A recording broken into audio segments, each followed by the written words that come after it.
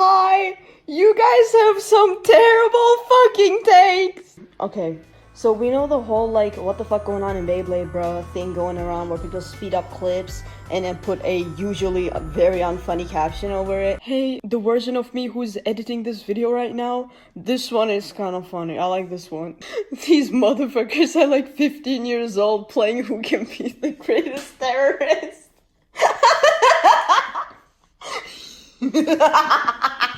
And go like, oh my god, has Beyblade always been this serious? And I think why this is happening is that like this one dude who hasn't watched like Metal Fight Beyblade in a decade, like they watched it as a kid because it was on TV and they haven't watched ever since, like saw like a clip or something from somewhere and was like, what the fuck, this is insane. I don't remember it being like this, so started making this and it became a thing. That's my guess on it. Because from what I've seen, people's reaction to the clips is that like, has it all? It's never been this serious. So what?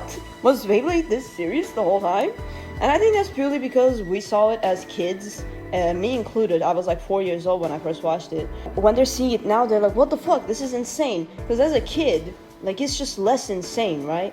Like, I think we can agree on that, because you were a little kid. It was normal to you. I think I might have gotten desensitized at this age as well. Because when I first re-watched it at the age of like 13, and I saw the Moses scene, I didn't like bat an eye. Like, I wasn't like, what the fuck? Moses split the scene in the Beyblade lore? Which everyone is talking about. Dude, we fucking get it. I was like, okay. Like, this is normal. This is nothing. What I want to say is that this like trend or whatever the fuck you call it spawned a lot of like, I don't want to call you new gen fans because you guys are not new, but like the type of fans who haven't seen this show since like a decade. Like the last time you saw it was when you were a kid, and this calls them to like, this calls these people to like look at some of the clips and misinterpret.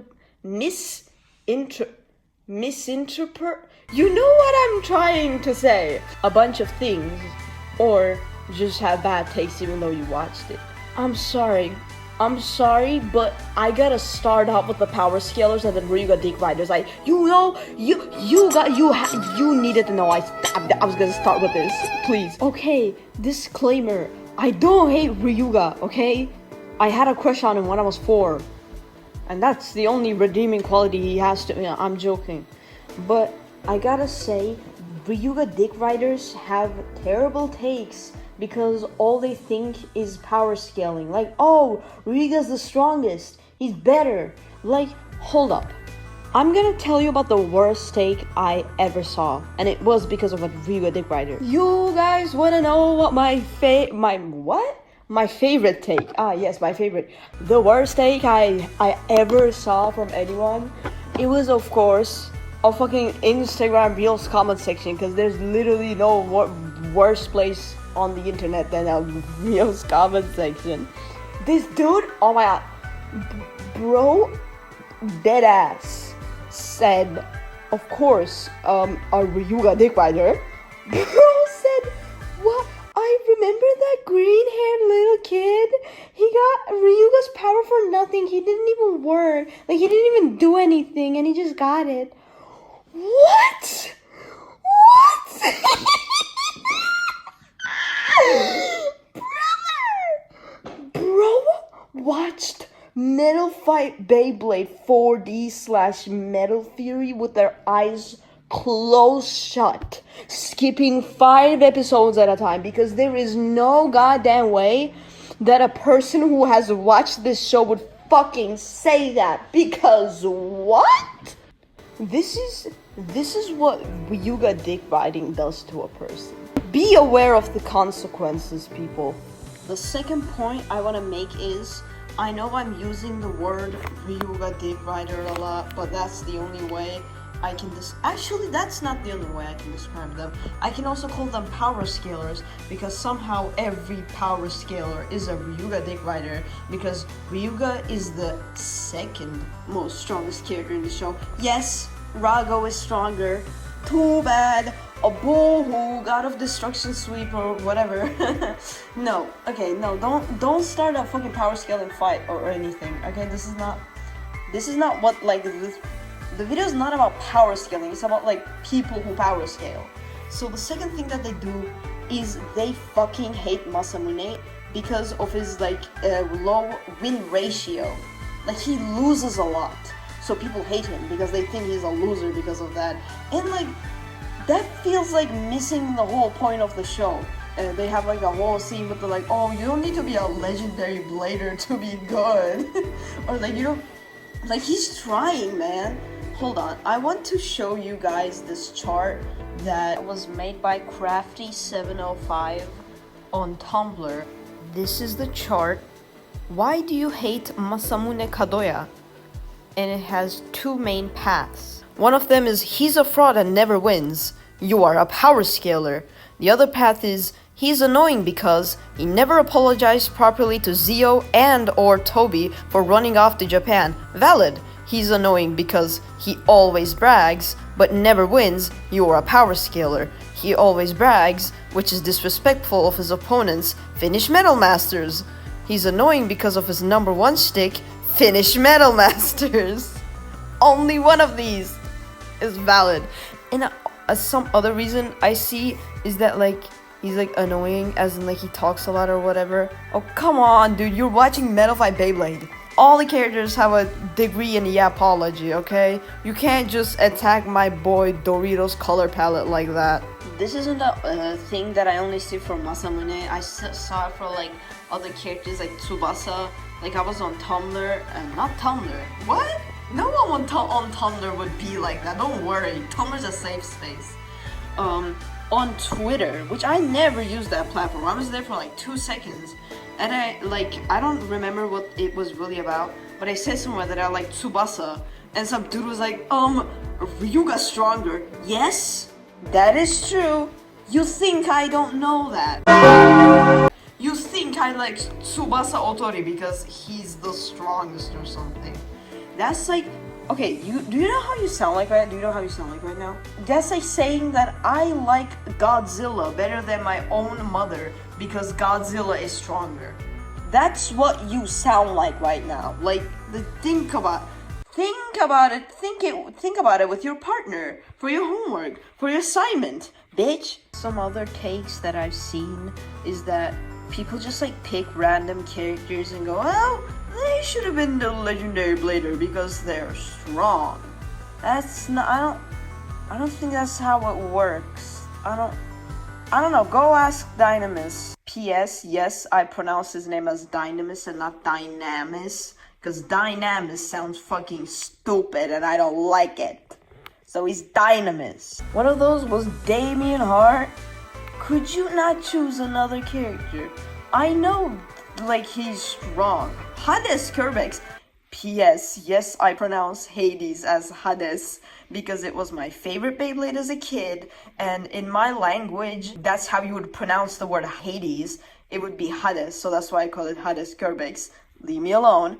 Hades Kerbex is my favorite Bey, okay? Look at how, like, worn out this is from using it. That's how much I love this fucking Bey, okay? But, like, he is not a good pick for this. They had the whole thing, but like he doesn't use his own power. He was like, they got him when he was little and just made him take steroids. That's not his own power. They like experiment on it. It doesn't make sense. And you see in Fury on Jack because he appears in Fury and Damien doesn't. I want to make a video on that too, by the way, like the missed potential of not redeeming Damien or just not having him show up in Metal Fury at all. He appears as a silhouette, but who fucking cares? It's for like 2 seconds or something. Jack appears, and he's significantly less stronger than he was in Metal Masters because the effects of the rearrangements.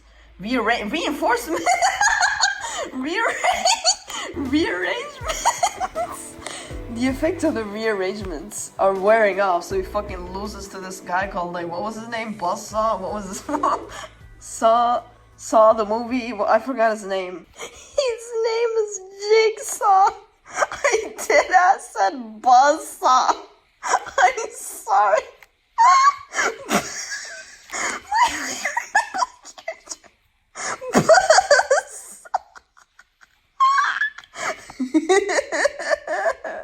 That that guy, he loses to that fucking thing. You know, clearly the effects are wearing off.